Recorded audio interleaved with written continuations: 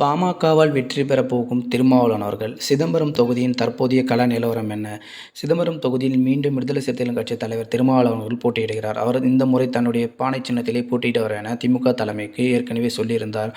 அதன் அடிப்படையில் திருமாவளவன் அவர்கள் இந்த தொகுதியில் போட்டியிடுகிறார். ஏற்கனவே இங்கு அதிமுக சார்பாக சந்திரஹாசன் என்பவரும், பாஜக கூட்டணியில் கார்த்திகேயனி என்பவரும் இவருக்கு போட்டியாக இருக்கின்றனர். குறிப்பாக பாமகவின் வாக்கு வங்கி கணிசமாக உள்ள இந்த சிதம்பரம் தொகுதியில் பாமக களமிறங்கும் என எதிர்பார்க்கப்பட்டது. ஆனால் பாஜகவின் வேண்டுகோளுக்கிணங்க பாஜக வேட்பாளருக்கு வாய்ப்பளித்தது பாமக தலைமை. எனவே இங்கு கணிசமான அதிமுக வாக்கு வங்கியும் கணிசமான பாமக வாக்கு வங்கியும் இருப்பதால் 2 வாக்குகளும் பிரிந்து இருப்பதால் அது திருமாவளவன் அவர்களுக்கு ஒரு வெற்றி வாய்ப்பாக இருக்கும் என கணிக்கப்படுகிறது. குறிப்பாக 2019ஆம் ஆண்டு நடைபெற்ற நாடாளுமன்ற பொதுத் தேர்தலில் அதிமுக மற்றும் பாமக 2 கட்சிகளும் கூட்டணியில் இருந்தால் மிக சொற்பமான வாக்கு வித்தியாசத்திலே திருமாவளவன் அவர்கள் அங்கு வெற்றி பெற்றிருந்தார்.